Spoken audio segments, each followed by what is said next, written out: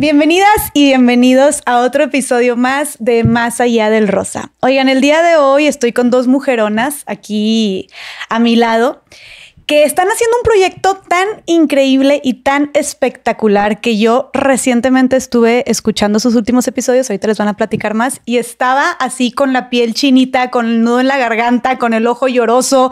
De verdad las vi, lo primero que les dije fue, oigan, antes que todo, antes de empezar a grabar, wow, felicidades por esta calidad de su nuevo proyecto, aparte que ya tienen muchos proyectos de vida sumamente exitosos, seguramente ya las conocen, seguramente ya las han leído o ya las han escuchado. Y bueno, sin más preámbulo, tengo aquí conmigo de este lado a Alma Delia Murillo. Hola. Hola, escritora, bienvenida. Gracias por invitarnos. No, feliz. Y por este otro lado, a Leti Sagún, cofundadora de Se Regalan Dudas y Dudas Media. Qué padre tenerlos por aquí, chicas. Qué padre. Ay, felices. A mí me urgía. Sigo también tu proyecto. Y me encanta todo lo que hablas, todo lo que tocan en tu podcast, entonces estamos bien felices. Gracias, no, yo también y bueno, justo en este espacio nos gusta tocar pues temas incómodos, delicados, disruptivos, dolorosos también, pero pues de las que hace falta hablar, ¿no? Yo siempre he pensado que un problema no se puede resolver si antes no es identificado y visibilizado como lo que es, como un problema. Y creo que lo que ustedes están haciendo con su último proyecto es justamente eso, como darle voz literalmente a este problema tan grande que tenemos en México, que es el tema de violencia contra la mujer y feminicidios. Entonces, si quieren platicarnos un poquito más de este nuevo proyectazo, de este nuevo podcast que acaban de sacar recientemente, que se llama 10 Mujeres, ¿y cómo lo empezaron? ¿De qué trata? Mira, la idea se nos ocurre hace como 2 años y medio a Ash, a Pau y a mí, que son mis socias en Dudas Media en la productora. Escuchábamos tantas veces que en México matan en promedio a 10 mujeres todos los días, que empezamos a sentir que se reducía a una estadística y que empezábamos a normalizar el repetir una y otra vez este número y a perder de vista la problemática que eso implicaba y sobre todo, ¿quiénes eran estas 10 mujeres? Uh-huh. Si todos los días nada más repetíamos un número, ¿qué había detrás de ese número?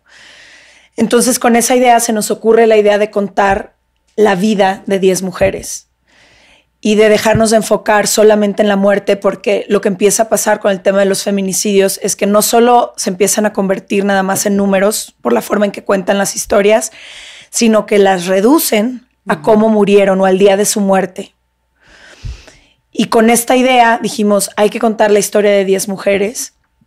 E inmediatamente se nos ocurrieron 2 personas y no pudimos pensar en nadie más. En Daniela Rea, que es una periodista feminista. En ese momento yo acababa de leer su libro Ya no somos las mismas.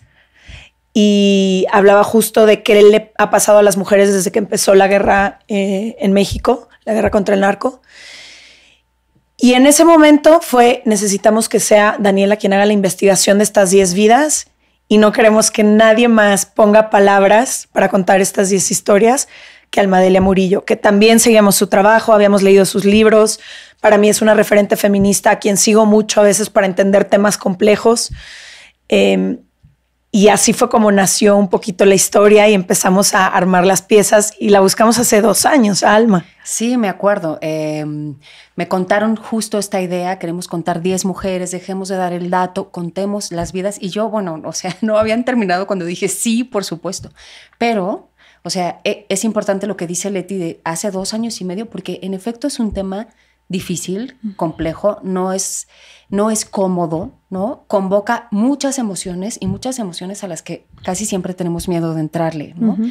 Pero lo logramos. Entonces ya estamos aquí con estas 10 mujeres de las que ha sido un proceso de empujar con el corazón, con muchas dudas, con muchas preguntas, con mucha conciencia todas nosotras de, lo voy a decir como es, de lo sagrado que teníamos en las manos, que era contar las vidas de estas mujeres y darles voz desde un lugar muy profundo, muy íntimo. Entonces así es como llegamos hasta acá. Me parece increíble como todo el simbolismo que tiene y el objetivo también que, como mencionan ustedes, tiene este proyecto, que es humanizar estas cifras, ¿no? Ponerles nombre, ponerles apellido. Y ustedes no solamente les ponen nombre y apellido, les ponen en su proyecto, ¿no? En estos episodios que ya van 3 episodios que sacaron, tengo entendido, ¿no? Hasta ahorita. Lo acaban de estrenar hace poquito en 10 Mujeres. Cada semana sale una historia. Cada semana sale una nueva. Llevan 3 semanas de que lo estrenaron, ¿no? Y de cómo no solamente les ponen nombre y apellido, sino también sueños, lo que les gustaba hacer, lo que las caracterizaba, sus familiares, lo que estudiaban, todo esto, ¿no? Sus pasatiempos. Y entonces creo que están volviendo a... Creo que lo que propone también este proyecto de 10 mujeres, digo, no sé, ustedes me dirán, pero por eso se me hace algo como tan especial y que da en el clavo de la humanidad, que es volver a humanizar los feminicidios, volver a humanizar las cifras, porque creo que es justo como tú decías lo que hemos venido haciendo, como repetimos esto todos los días, y hace 5 años eran 7 mujeres al día, y hace 3 años eran 9 mujeres al día, y ahora, el año pasado eran 10, y ahora estamos empezando con que son 11 mujeres al día. Y entonces de repente...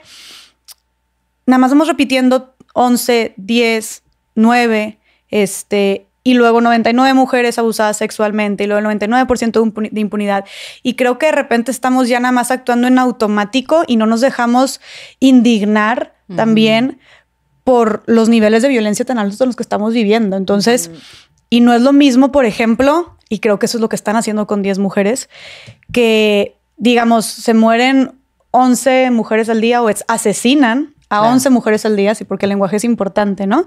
Asesinan a 11 mujeres al día a que te hable de Devani Escobar, por ejemplo, que el mundo entero se indignó, se enojó, ¿no? Con todo se traumatizó con este feminicidio, pero es que teníamos, ¿por qué? Teníamos esta foto de esta chava después de la fiesta con el cubrebocas, que sabíamos que estuvo con sus amigas y que estuvo hablando por teléfono, y todo esto como que nos hizo humanizarla mucho más, ¿no? Y entonces por eso la gente se enojó y se indignó y se le siguió diciendo, y a un año de su feminicidio casi es impresionante y deplorable que no hemos obtenido absolutamente nada de justicia, seguimos en las mismas, pero bueno. Y creo que eso es exactamente, pero a mí me impresiona mucho esta parte de wow, cómo el mundo entero se conmocionó con esto cuando ese mismo día habían asesinado otras 10 mujeres, ¿no? Y que al día siguiente otras 11, y así en promedio al menos, ¿no? Pero ¿por qué hizo tanto ruido esto? Porque lo humanizamos. Y creo que eso es lo que están haciendo ustedes ahorita con 10 mujeres. Son historias reales que estás diciendo, no, güey, no es una cifra más, no es una mujer más, ¿no? Es esta persona y es exactamente lo que cuentan en cada episodio, ¿no? Una de las formas más potentes que tiene la violencia como sistema y más duras y más castigadoras es condenar a las víctimas al anonimato. Entonces, tú dices lo de Devani Escobar y sí, tiene que ver con que la veíamos, teníamos una imagen, sabíamos el nombre, el apellido, vimos a su familia con ese dolor, ¿no? Y lo que permite que la violencia crezca y crezca en un país como México es precisamente, por un lado, este anonimato. Hablamos de 950 feminicidios en 2022, pero más de 3,000 mujeres asesinadas, es decir, no todas se logran catalogar, ¿no? Yo acabo de estar en una entrevista con TV France donde se analizaba el tema en Latinoamérica. O sea, nuestros números superan por mucho Brasil, Argentina, Chile. Es este anonimato, pero también es la impunidad, ¿no? Lo dijiste tú, es el común denominador de nuestros casos. Leti lo sabe bien porque estuvimos en cada uno leyendo sobre todo la información que levantaba Daniela Rea. En ninguno de los 10 casos, en ninguno las fiscalías actuaron desde el principio con diligencia, con interés, sabiendo que había que clasificar ese asesinato como un feminicidio. En los 10 casos, las familias tuvieron que pelear para que se reclasificara el delito. Uno, de no aceptar que había sido un suicidio en unos casos, y en otros que no había sido un crimen del narco, o 3, que no había sido simplemente un crimen, ¿no? Y no aceptar que fuera un suicidio, de verdad, no tienen madre. O sea, bueno, incluso no sabes lo común que es, ¿no? Pero entonces si algo queremos hacer, primero algo tenemos que sentir. Y si queremos sentir, pues tenemos que mirarlas y escuchar qué leían, qué comían, cuál canción cantaban, cuál bailaban, las cartas de amor que les mandaban a sus madres, qué hicieron, quiénes eran ellas, ¿no? Y eso, mientras no regresemos ahí, va a seguir avanzando este sistema que manda a las víctimas al anonimato. Por eso estamos tan empeñadas en que la gente lo oiga. Y yo además agregaría, Alma habla de anonimato y de impunidad, pero yo también agregaría un poco la apatía social. Y yo siento que la apatía social tiene mucho que ver con algo que escuché el otro día que decía, si no te indigna y si no sientes rabia, eso es un privilegio, porque significa que no te ha atravesado esa violencia a ti o a alguien tan cercano a ti. Entonces yo sentía que si humanizábamos estas historias y contábamos realmente quiénes eran estas mujeres, los huecos irreemplazables que dejan, sus familias, la música que escuchaban, la comida que les fascinaba, íbamos a poder también entender, y cada una de las historias es completamente distinta en edades, en contexto, en lugares del país, en el lugar en el que fueron asesinadas, etcétera. También para poner en contexto, somos todas. Puede ser tu hermana, es tu compañera, es tu jefa, es tu madre, es tu hija. Y muchas veces lo que hacemos un poquito para separarnos de la situación y no tener que actuar o mantenernos en la apatía es sentir que es un tema muy lejano. ¿No? Y sentíamos que si lo traíamos a la mesa podías escuchar esta historia y decir, esa también es mi canción favorita, o a mi hermana le gusta hacer esto, o a mi prima le gusta, puedo ser yo, puede ser ella. Sí nos compete, no nada más a todas, a todo el país, a todo el sistema. Entonces también ese es un poco como lo que queríamos hacer, movernos un poquito del lugar, y si tiene que incomodar, que incomode, porque necesitamos hablar de esto. Hay algo de lo que acaba de decir Leti que me parece muy importante. Cuando piensas que estos feminicidios ocurrieron en México, y yo quiero pensar, ¿no? Y además lo escuchamos y es un discurso social, todos amamos este país y queremos que sea un país, ¿no? Con más oportunidades, más digno, más... Estos 10 feminicidios, uno ocurrió en el interior de su casa, el de Maisha Pamela, pero los demás en el transporte en un Cabify, ¿no? A 200 metros de la casa, yendo a trabajar, regresando de trabajar, subiendo. Es decir, el espacio público somos todos. O sea, ese México no es nada más el tuyo adentro de tu... También el de Erika en su departamento. El de Erika en su departamento, ¿no? Entonces, por un lado, me da este mensaje de ese México que tanto amamos, no quieres hacerlo mejor, no quieres escuchar. Y por otro lado, es tan transversal, sucede en cualquier lugar, que sí tendría que disparar las alarmas de todes y decir, bueno, ¿y entonces cuál es el espacio seguro? ¿Cuál es un espacio seguro para las mujeres en México? Sí, que no es, rescatando lo que dices tú, de que varias de las víctimas, o en su totalidad de las víctimas de las que ustedes hablan, víctimas de feminicidio en 10 mujeres, es o las asesinaron fuera de su casa, o dentro de su casa, perdón, o en el espacio público. Entonces tú dices, bueno, entonces, ¿dónde estoy segura? ¿No? Y algo que también, que pues prácticamente tú ya lo pusiste sobre la mesa, Leti, que a mí se me hacía muy importante preguntarles, era como si habían visto alguna distinción o algún parecido en cuanto a edad, clase, locación, gustos, etcétera, etcétera, de estas mujeres. Pero me dices entonces que todas eran sumamente diferentes. El único común denominador, y es lo más doloroso, es que todas son mujeres. O sea, ser mujer en este país. Y niñas. Y niñas. Fátima tenía 12 años. Y niñas. Y el de Fátima es el último que salió, ¿no? El tercero. El último que ha salido hasta ahorita que estamos grabando. El tercero. Y a mí todos te decía, todos me parecen desgarradores, obviamente, los 6 que he escuchado, pero Fátima era una niña. O sea, ese me conmocionó muchísimo, y más porque lo que me gusta mucho es que además, antes y después de cada episodio, va a hacer una reflexión, ¿no? También de lo que es el feminicidio, y que por eso hay que nombrarlo, y un poquito sobre el tema de lo que están hablando en ese episodio. Y mencionaban en esta reflexión que los feminicidios también hacia las niñas han aumentado muchísimo en México, ¿no? Entonces es súper triste que ahora sí ni siquiera discriminan la edad. No, y eso qué bueno que lo digas, porque también cualquier sociedad, cualquier civilización que se precie de serlo, tiene que asumir que las infancias son responsabilidad de todos. O sea, no porque yo no tenga hijos o hijas, hijes, no me deben de importar las infancias, las niñas, ¿no? Los niños, las niñas.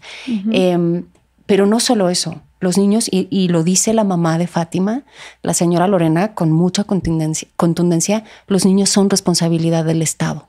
Entonces, en el caso del feminicidio de Fátima, una niña de 12 años, también está señalando esa violencia del Estado por no cuidar a su niñez, ¿no? Claro, claro.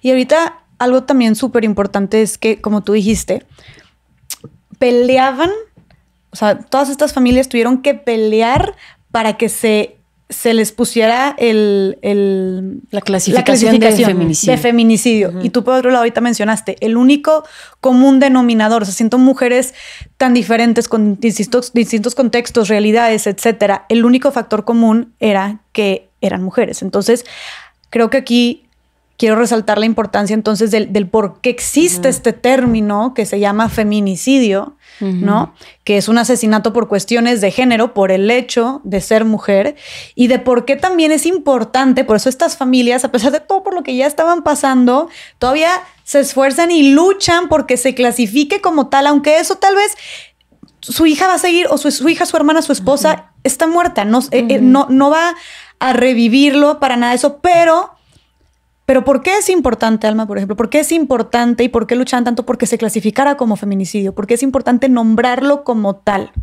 y no como un homicidio más? Claro. Bueno, primero lo dices muy bien. No es un homicidio y mucha gente se enoja y en las redes sociales dicen, pero en México matan más a hombres que mujeres. Entonces, por favor, que nadie se enoje. Y si se enojan, bueno, pues bienvenido el enojo. Estos temas provocan esas cosas. Pero los hombres se matan entre ellos. Los hombres se matan entre hombres. A las mujeres las matan. 1, los hombres. 2, en el 90% de los casos, sus parejas, ¿no? El marido, el exnovio, o alguien afectivamente vinculado a ellas. El Código Penal establece las condiciones por las que un feminicidio es tal. Entonces tiene que ver con este vínculo emocional, con las lesiones en el cuerpo infamantes, degradantes, asociadas a temas de violencia sexual. En todos los casos lo tenemos. Y esa enorme diferencia, por favor, no quiero ser maniquea y lo digo con mucho respeto, pero los convoco a pensarlo. No sucede en México que todos los días a 11 señores los maten sus esposas o sus novias. O que se hayan reunido 3 amiguitas, 3 chavitas para perseguir a uno, abusar de él, mutilarlo y tirarlo en una ladera. Esa gran diferencia, esa carga, es lo que necesitamos que se comprenda. ¿Por qué? Y en el fondo de todo esto está el cuerpo femenino, el cuerpo de las mujeres, como el gran espacio de recepción de la violencia del machismo. No diré de los hombres, diré del machismo. Sí, la forma en que las matan, como si fuesen objetos usados, que refleja un poco.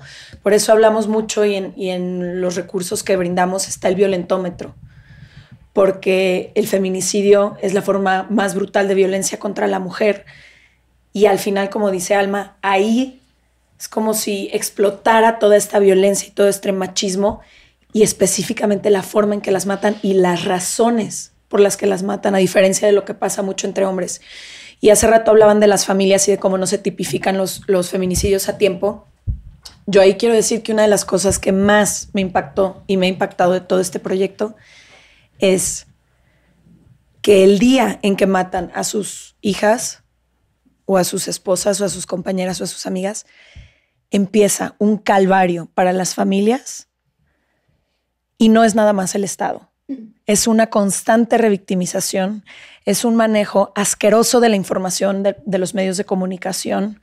Son las autoridades que no nada más no están brindando justicia, sino todas las trabas a las que les ponen.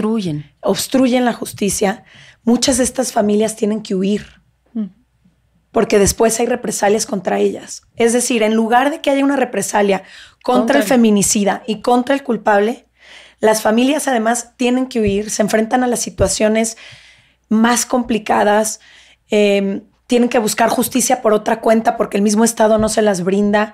Es impresionante ver cómo ese día empieza un calvario, no solo por el duelo que tienen que vivir y por la tristeza profunda de haber perdido a esta mujer o a esta niña en sus vidas, sino todo lo demás que implica el feminicidio en este país. Eso para mí ha sido desgarrador. Claro, y lo mencionaban en el tercer episodio que salió de Fátima, ¿no? Que decían, con nuestro sistema de justicia, los que huyen son las familias. Las víctimas. Las víctimas, las familias de las víctimas, exactamente. Sí. No o sea, a quien persiguen, ¿no? Son a las víctimas, a las familias de las víctimas, no a los feminicidas. Y sí, creo que esto da también mucho en el clavo de la revictimización, como dices tú, no solo de las represalias de amenazas y de otras personas vinculadas o relacionadas con los agresores, con los feminicidas. También creo que los medios de comunicación, como dijiste, el manejo de la información, creo que la opinión pública también es muy triste cómo revictimiza y cómo cuestiona más. Pero cómo ibas vestida, pero qué hacías sola, pero dónde estaban los papás. Pero a qué se dedicaba el papá o a qué se dedicaba la familia, ¿no? Sí, mira, si con esa furia, encono y mirada inquisitiva se cuestionara por qué los hombres siguen matando, por qué él pudo hacerle eso a su esposa, por qué las autoridades no hicieron nada, por qué...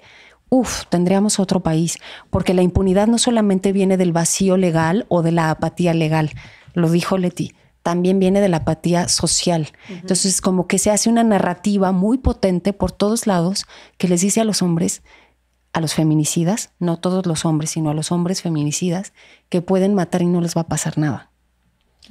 Claro, que no hay represalias, ¿no? ¿Y qué otras cosas creen? Digo, tomando en cuenta todas estas razones, como dijeron ustedes, de que cuando hablamos de un feminicidio es un asesinato por cuestiones de género, que nada más yo quisiera rescatar otra vez esto y que quede muy claro, porque creo que eso es lo que más se debate y lo veo todo el tiempo en redes, que cuando decimos a las mujeres nos están matando por el hecho de ser mujeres, he escuchado mucha gente que debate o responde diciendo, a ver, no, nadie sale a la calle con una pistola y dice voy a buscar mujeres y a matarlas porque veo que son mujeres. Entonces, ¿a qué se refiere? Más bien con el hecho de decir que nos asesinan por el hecho de ser mujeres. Bueno, lo acabamos de explicar, ¿no? Es decir, por razones de género que tienen que ver con el cuerpo, la carga de abuso o violencia sexual que ocurre sobre las mujeres víctimas de feminicidios no ocurre sobre los hombres víctimas de asesinatos. No es igual. Los hombres no aparecen con lesiones claramente de tipo sexual. Las mujeres, sí. O no los matan porque no les hicieron de comer. Las razones por las que... Esa es una, y la otra son las razones del género, ¿no? Porque ya no quiere estar conmigo, ¿no? Se espera que una mujer que se casó con ese señor se tenga que quedar con él toda la vida independientemente, ¿no? O en muchos de los casos hay feminicidios porque está embarazada y no quiero al hijo. Es decir... Para nada se parecen las razones, claro. Lo voy a repetir. Las causas de muerte entre hombres, de asesinatos entre varones, tienen que ver con muchos otros temas. Está, por supuesto, todas las formas del crimen organizado, ¿no?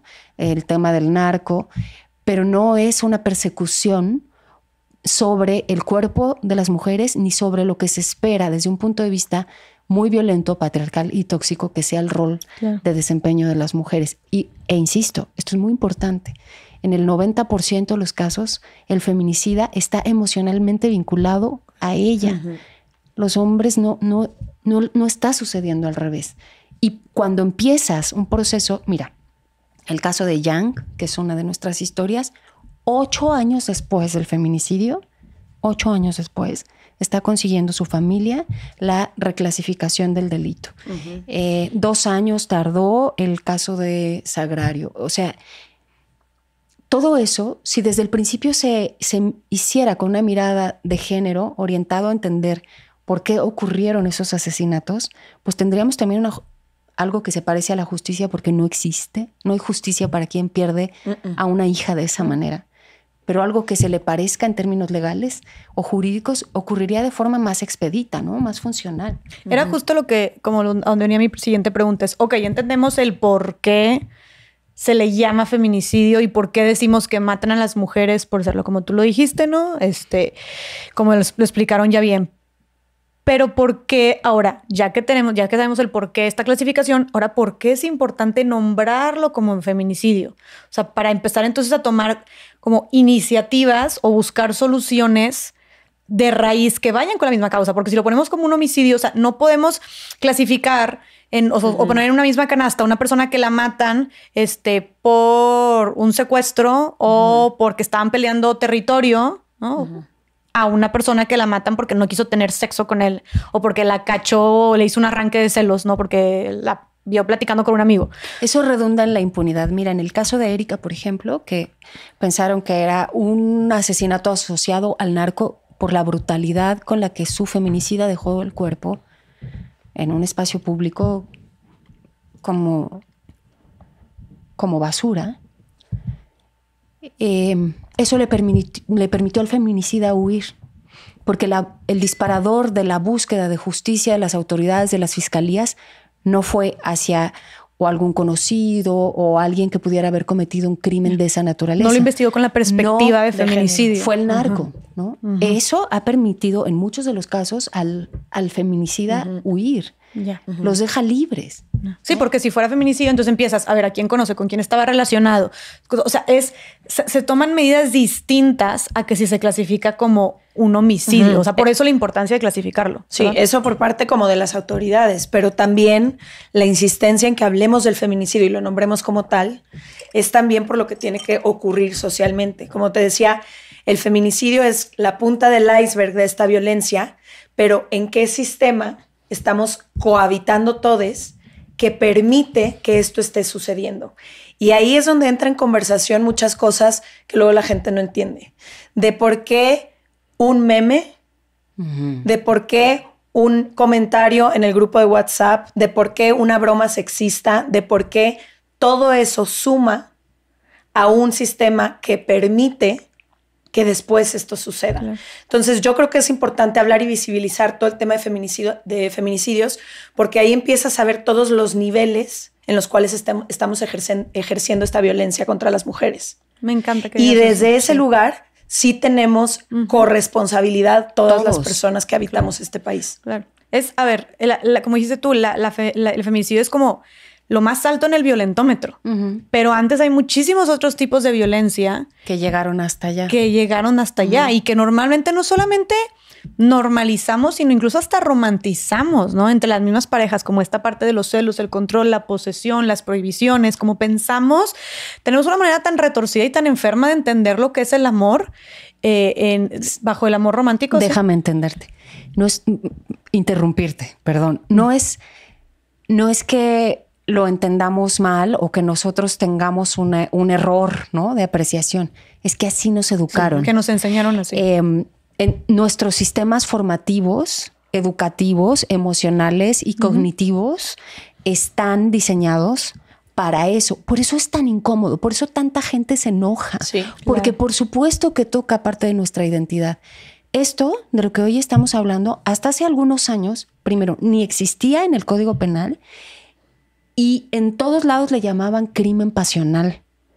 La connotación de decir crimen pasional, ahorita que dijiste la palabra romantización, es tan grave que llegamos hasta acá, porque lo mete uno al terreno de lo privado. No, pues esa pareja que se entienda, allá ellos. Sí. Ella, ¿por qué sigue con él? Ella de tonta crimen que se pasional, deja. 1, 2. Es que la amaba tanto que la tuvo que matar. ¿No? Lo que estoy diciendo es horrible. Resulta... Sí, es que si no estás conmigo, no estás con nadie más. Estridente, pero ese es el fondo. Ahí empiezan estas...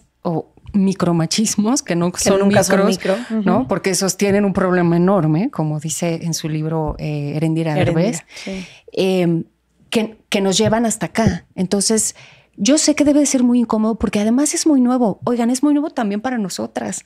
O sea, las tres nacimos en un país donde no existía el delito de feminicidio, imagínense. No, y en un sistema patriarcal en el que los libros que consumíamos, las películas que veíamos, las canciones, los dichos y refranes, las canciones, todo fomentaba esta violencia. Por supuesto. Claro. Y así crecimos. Y entonces da mucho vértigo pensar que a lo mejor aprendimos el amor de forma equivocada, que a lo mejor aprendimos los roles de género de forma equivocada, que a lo mejor aprendimos, varones y mujeres, a reafirmarnos en nuestra identidad con la violencia como base. Por eso incomoda tanto. Pero es que si no empezamos a modificar eso, pues nos va a seguir consumiendo esta realidad, ¿no? Que no queremos, que nadie queremos, la verdad. Pero ¿a qué punto hemos llegado? Y es algo que me vuela mucho la cabeza, porque creo que igual lo repetimos, pero realmente lo analizamos, que a las mujeres las están matando principalmente sus parejas, que son las personas que más las deberían de cuidar, amar, apoyar, proteger, lo que tú quieras, ¿no? Y se las están matando también principalmente en sus hogares, ¿no? O en gran parte en sus hogares. El lugar donde más cómodas, seguras, protegidas se deberían de sentir. Entonces, no, y donde, perdón la interrupción, pero ¿cuántas veces no hemos escuchado, pues, qué hacía afuera? Pues, ¿dónde estaba?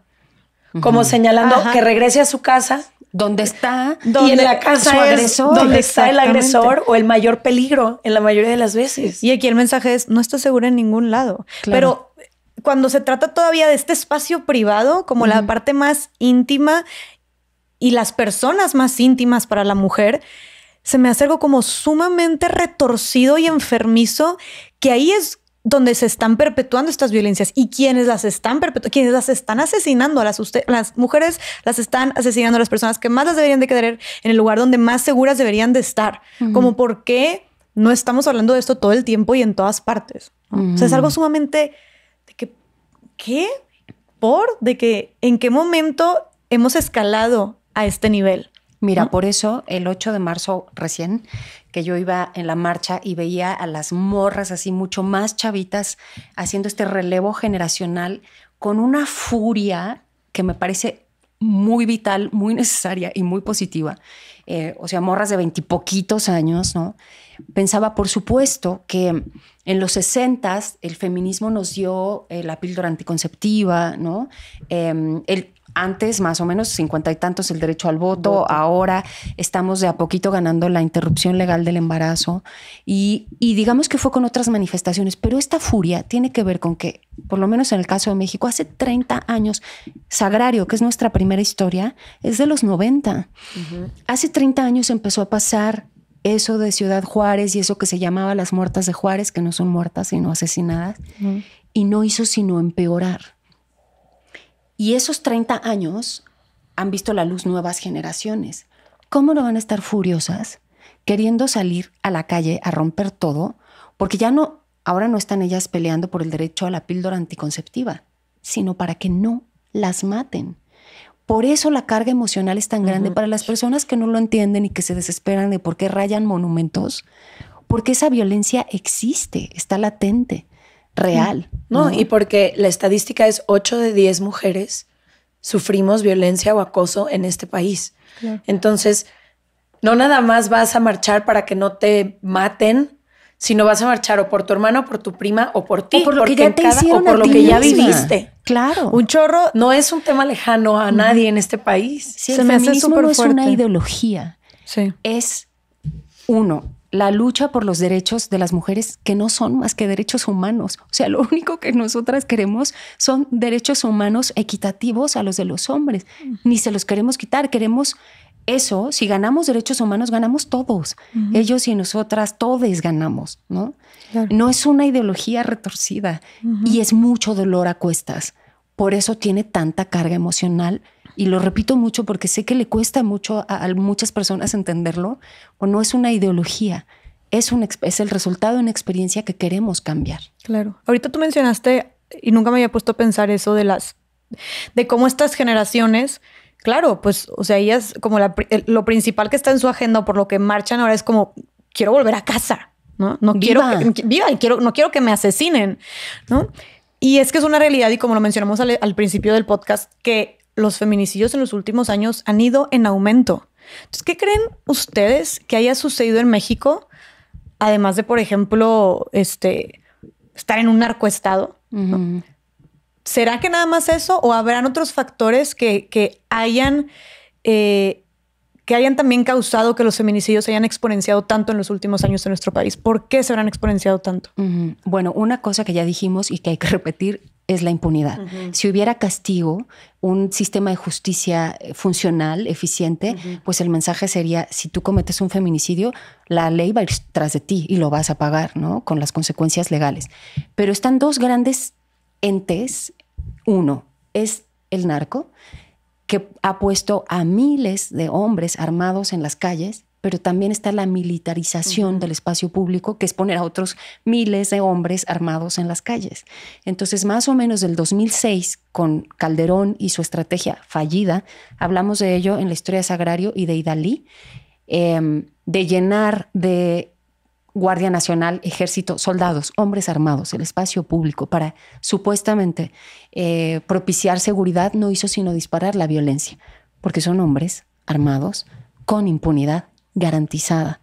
Eso ha crecido y se ha ido multiplicando en Guanajuato, en Veracruz, en Guerrero, en Michoacán, en el Estado de México. Y machistas, o sea, armados con impunidad y machistas aparte. Sí, bueno, es que luego está la conversación y el tema social, luego están los roles de género, luego está todo lo macro, siempre se puede explicar a mi gusto en lo micro. Tú observa la educación que se le da, por ejemplo, en este país, en una familia donde hay un hijo y una hija, y si sigue habiendo esa distinción, luego eso también es un reflejo de lo que hay afuera. Es decir, muchas veces cuando escuchamos cifras como estas o un proyecto como 10 mujeres, a mí me gustaría pensar que si apuntáramos el dedo quizá nada más a las autoridades, habría una respuesta. Y conforme más me he informado con una abogada feminista que nos ha aconsejado muchísimo para este proyecto, saludos a Mel. Saludos, Mel. Saludos, Mel, que además hizo... Felicidades. En 10mujeres.com hizo una cantidad de recursos que no existen en este país. Desde cómo denunciar, dónde denunciar en este país, el violentómetro. Si necesitas ayuda legal, ayuda psicológica, ¿a qué instituciones acudir? No, es muy completo. Sí. Todo eso lo encuentran entonces público para todas las personas que nos están escuchando. 10mujeres.com. 10mujeres.com. 10 escrito con letra, 10mujeres.com. Todo este compilado de recursos lo armó Mel, pero lo que ella nos ha ayudado a entender es que no solo es tema de las autoridades, es un sistema que, como decía, nos compete a todos desde todos los niveles. Y eso a mí me da un rayito de esperanza porque entonces me hace creer que sí hay algo que podemos hacer. El hecho de que estemos hablando de esto en tu espacio, que es uno de los espacios más escuchados en nuestro país, el hecho de que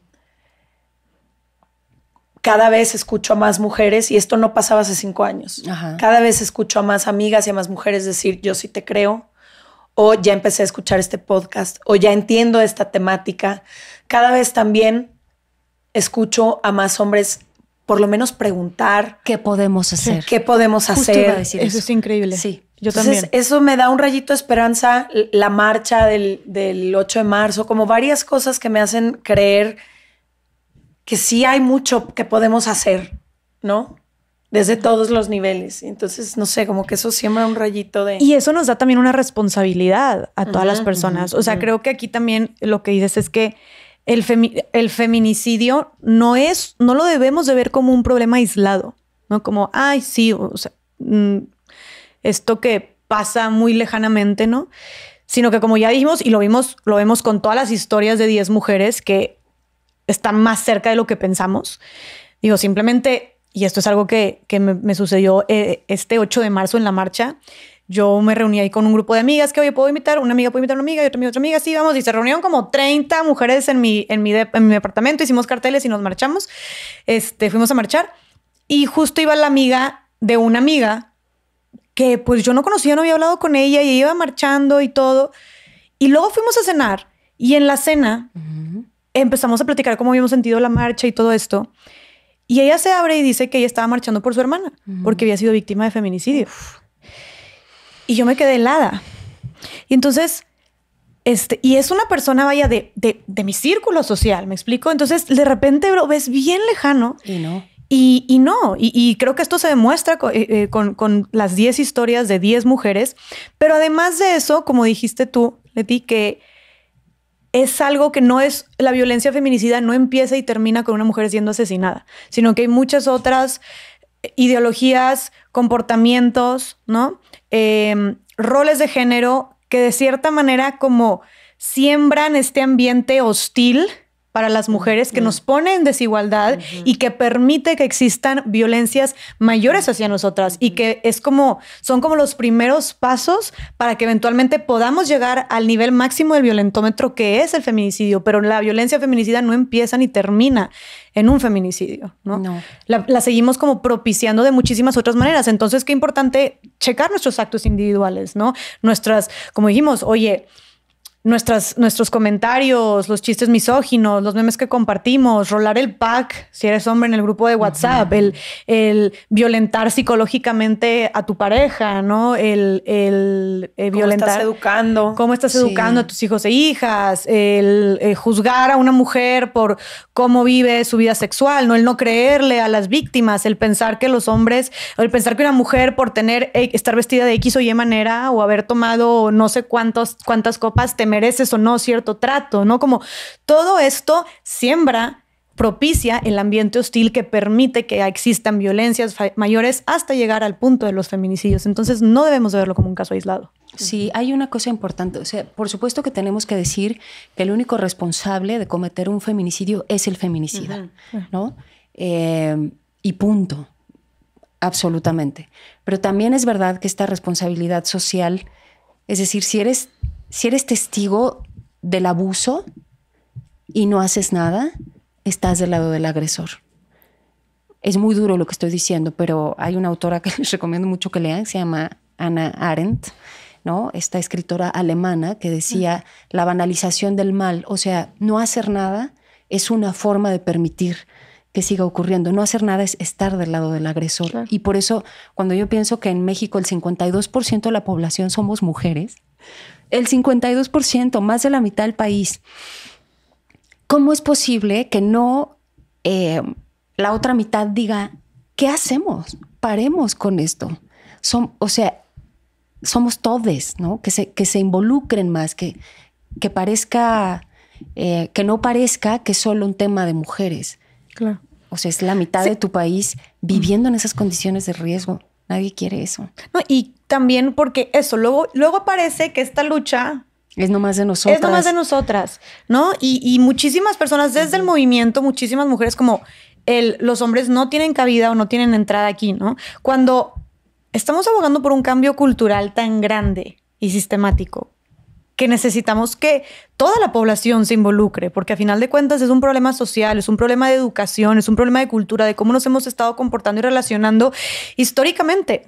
Entonces, claro que necesitamos zarandear y un cambio de mentalidad en toda la población. Necesitamos que también se involucren y también porque, por otro lado, por más que las mujeres, y no estoy restando la importancia, pero yo pienso que por más que las mujeres salgamos, marchemos, exijamos, presionemos, levantemos la voz, que es súper poderoso y que hemos visto hasta dónde hemos llegado, pero va a ser una lucha incompleta si los hombres no también se involucran, reflexionan, hacen de su parte, se cuestionan, hablan con otros hombres, detienen también estas violencias que ellos ejerzan o que los demás, ¿no? Rompen el pacto.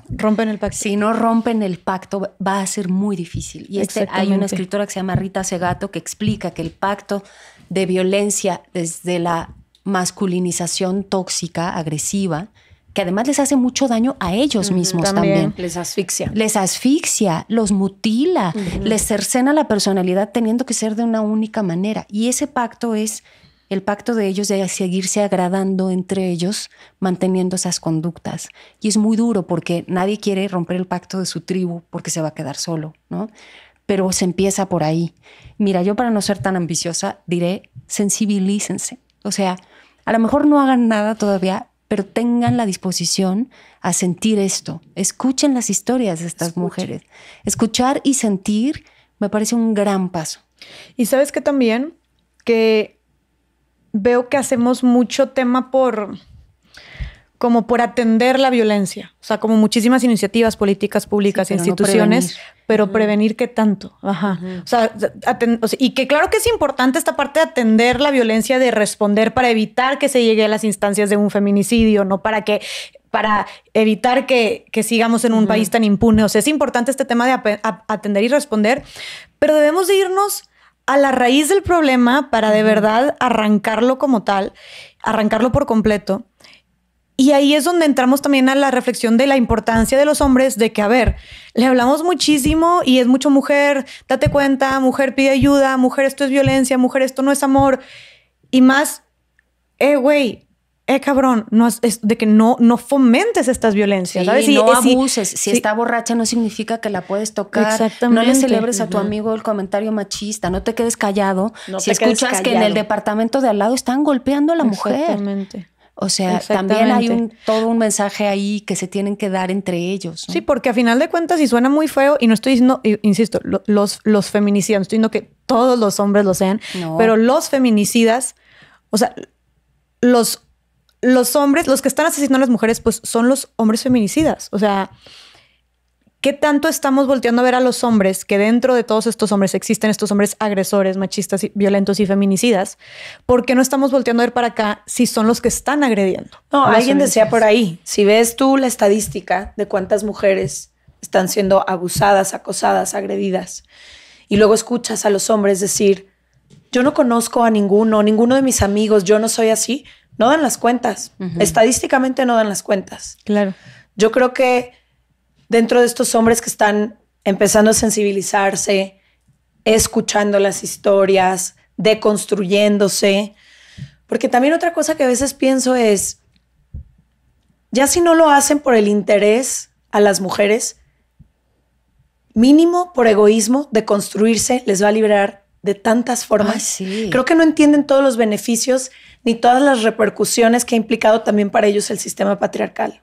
No entienden la cajita en la que se han tenido que meter, las formas en que se han tenido que asfixiar, la presión de tener que ser parte de la manada, los roles a que cualquier han tenido costo. Que cumplir, aunque no quieran. Sí, claro. Sí, si los derechos de las mujeres son derechos humanos, insisto, y además amplían los derechos de los hombres. Claro. ¿No? Claro. Como dijo Carlos Solís en algún episodio que grabamos, si los hombres entendieran cómo a ellos también les afecta este sistema machista y patriarcal, también rayarían, también quemarían, ¿no? Sí. Y sí, lo que dijiste tú me parece extraordinario. Había en la marcha, lo vi en un cartel, algo parecido que decía así como, todas tenemos una amiga que ha sido abusada, pero ninguno tiene un amigo abusador. Agresor. No dan las cuentas. No dan. Exactamente. Porque lo dicen las chicas de las tesis, las chilenas del performance Un violador en tu camino. Ellas escribieron esto y dicen, no dan las cuentas. ¿Por qué? Porque los hombres no lo ven. Aunque esté sucediendo frente a ellos. No lo ven porque en este proceso cognitivo no aprendieron que eso es abuso. Claro. Entonces, por eso es tan importante nombrarlo, sí decirlo, sí contarlo, ¿no? Para que lo empecemos a ver. Claro. Y volviendo un poquito al podcast de 10 mujeres, ¿notaron ustedes, además del patrón de que pues era un feminicidio, tuvo que cumplir con ciertas características este asesinato, y de que eran mujeres, obviamente, ¿notaron algún otro patrón en las muertes de estas 10 mujeres? Bueno, es justo lo que no queremos, ¿no? Un poco. No, yo, antes de, no sé qué vayas a decir tú, pero yo lo único que quiero decir es, yo una de las cosas que hice personalmente en este proyecto, no sé, a lo mejor tu experiencia es diferente y la de Dani, sé que Dani sí estuvo mucho más involucrada, pero como yo quería tanto que este proyecto se enfocara en la vida de las mujeres, no sé mucho de sus muertes. Es decir, no me metí a detalle de qué forma fueron mutiladas, qué les hicieron a sus cuerpos. Sabemos por parte de la investigación periodística ciertos detalles, pero yo me enfoqué muchísimo a las entrevistas, porque otra cosa que no hemos contado es Daniela Rea, la periodista, fue a sentarse con cada una de las familias de estas víctimas de feminicidio. Entrevistó a sus madres, a sus hermanas, a sus personas más queridas, a sus amigas. Wow. Y tenemos todo ese material. Tenemos todos esos audios. Fue una fotoperiodista, Greta Rico, a hacer el trabajo. Entonces las imágenes son de sus habitaciones, de sus casas, de sus familiares. Y en eso yo me quería enfocar, no nada más por mí, sino porque queríamos que el proyecto reflejara eso.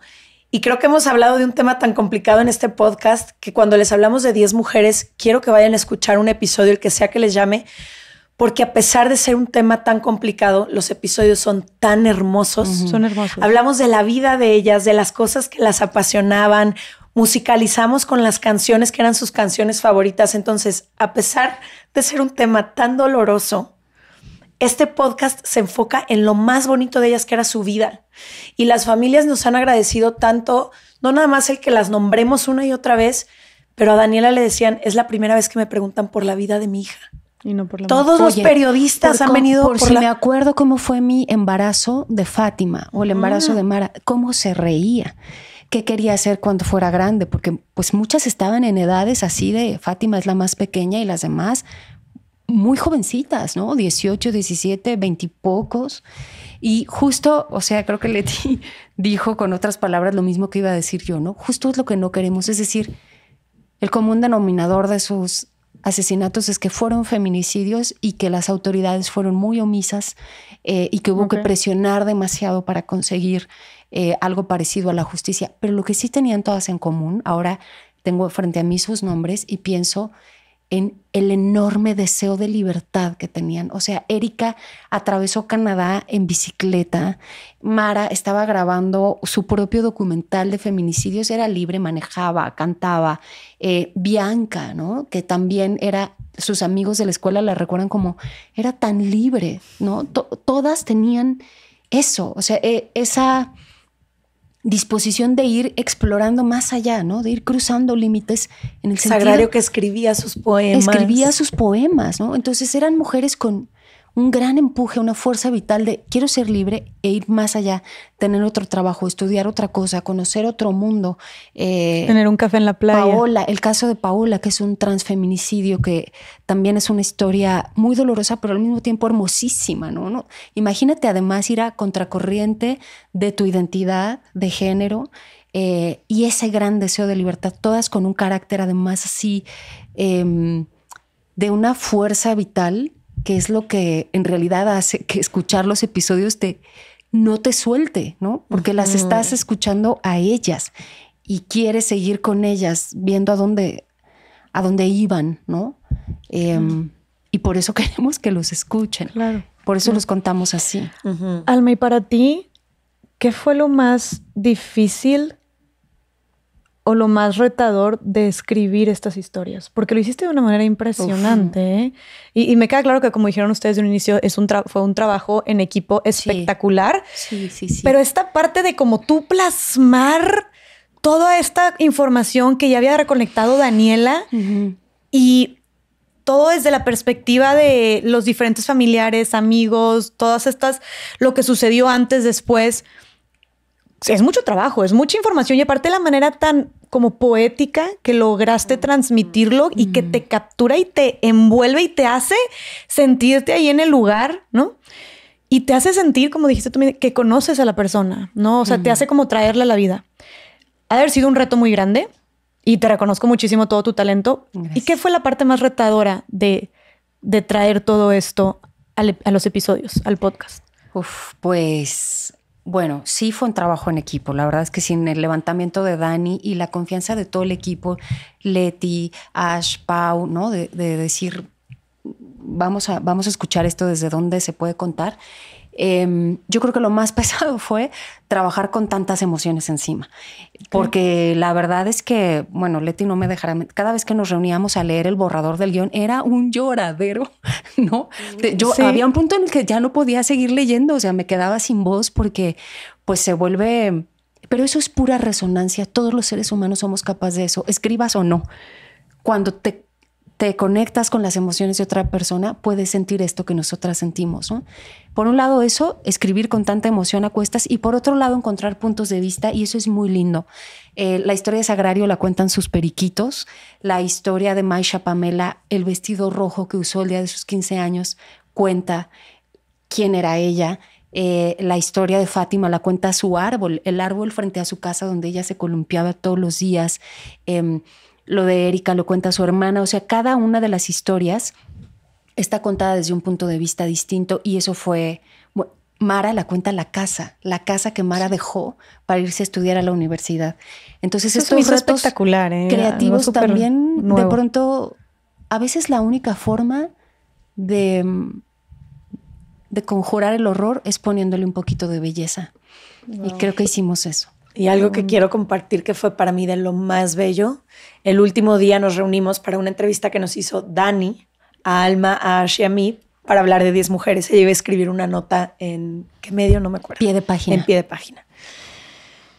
Y las 4 estuvimos de acuerdo en que en este mundo binario en el que nos hacen creer que o malo o bueno o triste o feliz, este es un proyecto en el que cohabitan 2 cosas con una coma en medio. Y este proyecto fue sumamente difícil, doloroso, complicado, pero al mismo tiempo bellísimo, hermoso y lleno de vida. Es como teníamos que abrazar. Gozoso, nos daban ataques de risa también, ¿no? Claro. Nos reíamos y llorábamos, nos abrazábamos y no queríamos vernos, nos pasamos por un tren emocional todas. Y creo que eso también todas las personas que lo han escuchado no lo han dicho, como qué proyecto tan difícil, pero qué necesario y qué importante escucharlo. Y ya se lo compartí a toda mi gente y creo que eso es bien bello. Claro, creo que fue una mezcla de visibilizar su muerte, pero homenajear su vida también. Eso. Sí, eso queríamos. Gracias. Me encanta. Ellas se merecen solo tener memoria. Claro. Y queremos recuperar eso.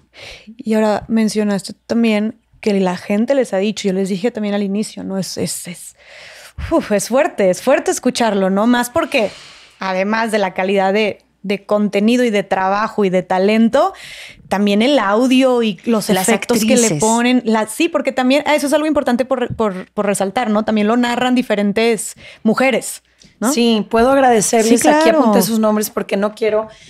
Este fue un trabajo que todas hicimos más con el corazón que por cualquier remuneración económica. Entonces es muy importante nombrar a las mujeres que participaron porque lo hicieron para prestar su voz y visibilizar esta situación más que por cualquier otra cosa.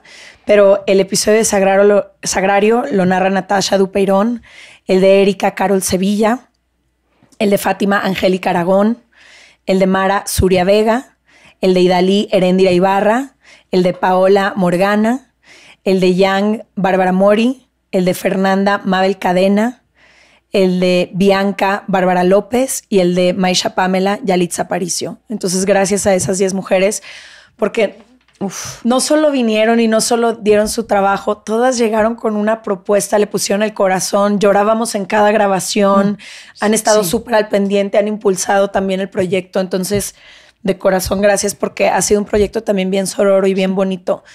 No solo que habla de 10 mujeres, sino en el que hemos trabajado puras mujeres. Muchísimo. Que a mí me han enseñado muchísimo. Y lo narran de una manera también espectacular. O sea, todo está hecho de la manera, yo creo que más perfecto no pudo haber estado con todas las personas que se involucraron. De verdad, a mí me resonó, o sea, me retumbó en todos mis huesos y en mi corazón. O sea, de verdad, se los estoy diciendo aquí. Vayan a escuchar 10 mujeres, por favor. Y algo que, justo lo que iba es que está tan bien hecho que lo sientes tanto, te llega tanto. Yo de repente le tenía que poner pausita como para digerirlo. Y luego sabes que también estando en un país como México y hablando de tanto de estos temas que nos pueden llegar a abrumar mucho a las mujeres o a preocupar o a tener miedo, crear esta ansiedad, pues mucha gente elige mejor no escuchar estos temas, ¿no? Y tal vez mucha gente que nos está escuchando ahorita diga, se me hace que eso es muy fuerte para mí, se me hace que yo no le entro. ¿Qué opinan ustedes de las personas que puedan estar teniendo un poquito de miedo de escuchar estas historias de estas 10 mujeres? Yo solo quiero decir una cosa. Por un lado, creo que les debemos, es que tenemos una deuda con ellas y por lo menos es nombrarlas, escucharlas y honrar su memoria. Esa es una deuda humana, no tiene nada que ver con el feminismo, es una deuda humana. Pero por otro lado, les garantizo que nadie que sintió algo que nunca había sentido concluye que salió perdiendo. Todo lo contrario. Sentir algo que nunca había sentido te deja la ganancia de reconocer cosas en ti, experiencias, emociones. Y aunque es muy doloroso por momentos, también está lleno de mucho amor, de mucha ternura. Tiene momentos donde confluyen todas las emociones como son las vidas complejas. Pero insisto, nadie que sienta algo que nunca había sentido saldrá perdiendo. Al contrario, van a salir ganando esa experiencia. Y yo agregaría ahí 2 cositas. Creo que las 3 tenemos en común que nuestros proyectos, ya sean escritos en audio o en redes, lo que sea, lo que tienen en común es que son proyectos incómodos pero necesarios. Eso que tanto incomoda es lo más necesario. Eso que tanto incomoda es lo que más necesitamos escuchar, lo que más necesitamos hablar, lo que más tenemos que poner sobre la mesa, porque así en la oscuridad es una epidemia silenciosa que crece. Hay que nombrar al monstruo, hay que traerlo a la mesa, hay que desarticularlo, hay que ponerle luz. Entonces, eso por un lado. Y por otro, nada más quiero hacer un disclaimer. Si viviste abuso o acoso y este tema puede ser detonante para ti, no lo escuches, tampoco se trata de eso. Pero si es nada más por la incomodidad que puedas llegar a sentir, escúchalo, tienes que escucharlo. Por favor, sí, o sea, a ver, ya nos dimos cuenta cómo estamos en nuestro país. Creo que lo mínimo que podemos hacer es informarnos un poquito más y aterrizar y humanizar aún más este problema, ¿no? Porque como nos dimos cuenta, como dicen las estadísticas, y precisamente lo podemos ver en 10 mujeres, desgraciadamente ninguna mujer está exenta en un país como México de vivir cualquier tipo de violencia, ¿no? Y chicas, yo no quisiera dejar, antes de empezar a concluir, de lado el tema de las familias. Como el que se hayan involucrado tanto las familias en este proyecto. ¿Cómo lo vivieron? ¿Cómo fue para las familias revivir pues todas estas historias, recordar a sus familiares? ¿Cómo fue esta experiencia? Mira, teníamos muy en claro todas las partes involucradas, incluso Amazon, que es quien apostó a este proyecto desde el principio. Y ahorita decías que vas escuchando el episodio 3. La ventaja de escucharlo en Amazon es que tienen 2 semanas de anticipación. Es decir, ya puedes escuchar 5 episodios si es que los escuchas en Amazon Music. Ok. Pero lo que teníamos en común todas las partes es que queríamos poner a las familias en el centro del proyecto. Queríamos que fueran las familias quienes contaran la historia de estas mujeres, quienes estuvieran de acuerdo con todo lo que se publicara, quienes se sintieran cómodas, quienes sintieran que esto era un homenaje a sus hijas. Hubo el caso de una historia que la madre, a pesar de haber aprobado al principio y habernos abierto el espacio, al final que les mandamos las historias ya para ser publicadas, ella no se sintió lista para que la historia de su hija fuera contada. Y con todo el respeto y la comprensión, todas las partes involucradas dijimos, vamos por otra historia, con todo lo que eso implique, porque no pasa nada. Entonces, lo que te decía, hay mucho dolor en las familias porque siguen teniendo que vivir un calvario por la poca responsabilidad del Estado en todos los casos. Pero también hubo muchísimo gozo y se escucha en cada uno de los audios. Dani fue la que se la rifó porque ella fue a cada uno de estos hogares, pero de poder contar desde el embarazo hasta cómo eran en la escuela. Las travesuras que hacían, las anécdotas. Estuvo lleno también de muchísimo amor y creo que eso fue un apapacho para nosotras, pero sobre todo para las familias también. Sí, el proceso, digamos, es Daniela Rea, nuestra compañera periodista que hacía las entrevistas, me mandaba los audios, nos mandaba todas.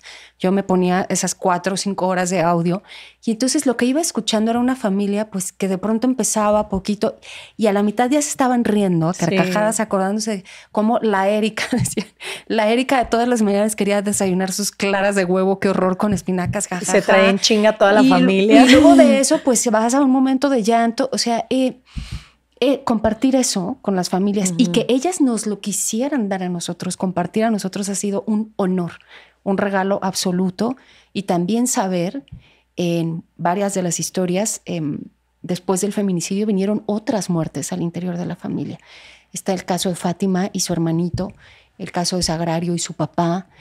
Y entonces también nos permitió entender que un feminicidio no es matar a una mujer, sino sí es en medida mutilar a toda una familia. Y quizá esa dimensión para mí nunca había sido tan palpable como ahora, ¿no?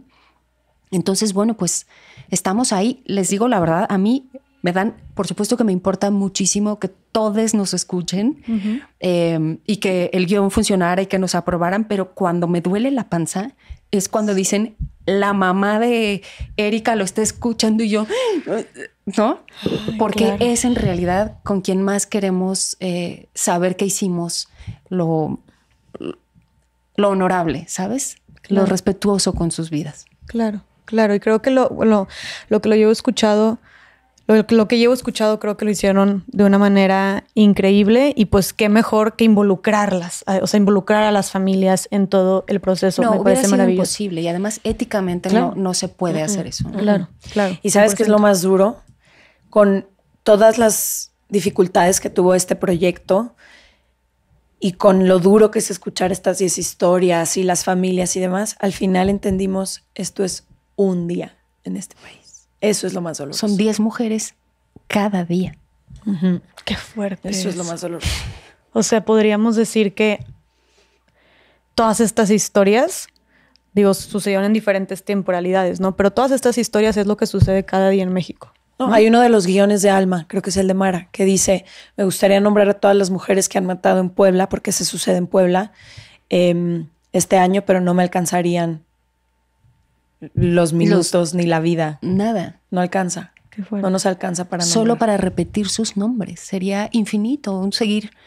Sí, y que nosotros nos vamos a tardar, es un episodio por semana, son 10 episodios, nos vamos a tardar 2 meses y medio aproximadamente en escuchar todos los episodios. Pero eso, irónicamente, está sucediendo en un día en nuestro país, ¿no?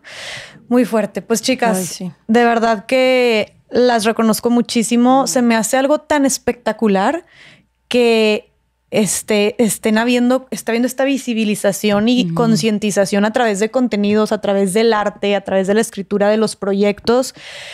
Se me hace que eso es darle un sentido a la comunicación, es darle un sentido a los medios, ¿no? Es darle un sentido a nuestro trabajo. Entonces, la reconozco muchísimo. Ya quiero terminar de escuchar todos los episodios. Y definitivamente, como dijiste tú, sí, yo acabé de escucharlo y sentía así como un revuelco de emociones. Pero creo que como estamos en nuestro país y a lo que han sufrido no solo estas mujeres, sino toda su familia por el simple hecho de serlo, creo que es lo mínimo que podemos hacer, ¿no? Incomodarnos al respecto, ¿no? Y más en cómo estamos. Entonces, platíquenos repítanos por favor dónde podemos escucharlo, qué es lo que viene, qué es lo que sigue, sus redes sociales también. Claro, si quieres. Mira, el podcast es una idea original de Dudas Media y de Wondery. Se puede escuchar en Amazon Music con 2 semanas de anticipación o en cualquier plataforma donde escuches tu audio 2 semanas después. Va a estar disponible durante 10 semanas, pero también creamos esta página con todos los recursos que creo que es muy importante compartirla por si necesitas cualquier tipo de apoyo o ayuda psicológica, legal, información, lo que sea, 10mujeres.com con letra. Y en Instagram estamos compartiendo todas las fotografías y todo el fotoperiodismo y todo lo demás que acompañaba la vida de estas mujeres en @10.mujeres. Entonces, pues prácticamente es eso. Ahí los primeros 5 están ya disponibles en Amazon Music y, por ejemplo, en el caso de Spotify y las otras plataformas están los primeros 3. Buenísimo. Ok, y eso ahorita, la fecha en la que estamos grabando. Depende cuando ¿verdad? se publique esto, los números van moviendo. Muy prontito, pero váyanlo a buscar por ahí. Y bueno, creo que parte, como dijimos, de lo que estamos buscando cuando se trata de violencia feminicida no es un problema aislado. Es algo en el que todos y todas tenemos alguna responsabilidad individual de dejar de normalizar, de cuestionarnos, de visibilizar. Y creo que algo muy, muy trascendente e importante por lo que podemos empezar es escuchando estas historias, compartiendo estas historias también. Y pues llevarnos la tarea, como hablamos ahorita también cuando estábamos desmenuzando más por dónde empieza el feminicidio, llevarnos la tarea de cuestionarnos como en nuestro día a día estas actitudes, conductas, ideas que podemos estar replicando que de alguna manera nos vulneran a las mujeres, ¿no? Y esto es tanto para hombres como para mujeres y buscar en las siguientes generaciones desaprender y reaprender para las siguientes generaciones que podamos relacionarnos de una manera mucho más sana y mucho más justa y mucho menos violenta, ¿no? Entonces creo que esto es algo que nos compete a todas y a todos y creo que si algo nos deja como de enseñanza 10 mujeres no deshumanizar las cifras. ¿no? Lo peor que podríamos hacer sería normalizar el problema, normalizar la violencia y seguir con nuestra vida como si nada. Entonces recordemos que estas son mujeres con nombre, con apellido, con familia, con sueños. Y una manera de estarlo recordando constantemente es ir a escuchar este podcast y recordarlo también en nuestro día a día. Y bueno, pues gracias de verdad por todo su trabajo. Son unas mujeres súper talentosas. Me encanta estar compartiendo espacio con ustedes y espero podamos volverlo a compartir muy prontito. No, gracias. Eres a lo ti. máximo. Ya te dije, invitadas se regalan dudas. Vamos a hacer un crossover ahí pronto. Espérenlo. Yo quiero escuchar eso. Ay, eso estaría espectacular. No, muy emocionada. Claro que lo tenemos que hacer muy prontito, ya dijiste. Y bueno, pues les deseo todo el éxito del mundo en este proyectazo y que sea, pues no el primero porque ya ven muchos, pero que vengan muchísimos otros más, ¿verdad? Les mando De un otros abrazote. temas, como decimos, Otros el temas. objetivo de 10 mujeres es que ojalá que ya no tengamos que tocar esta temática, que podamos hablar de 10 mujeres en otro contexto. En otro contexto. Claro, ojalá. Veremos. Bueno, pues muchísimas gracias por estar aquí, chicas. Gracias por todo su trabajo. Gracias a todas las personas que nos escucharon también. Platíquenos si ya escucharon algún episodio, si lo escuchan, qué les pareció. Vayan a seguirlas a sus redes, a comentar cuál les impactó más o qué fue lo que sintieron. Y bueno, nos vemos en el siguiente episodio de Más Allá del Rosa. Bye.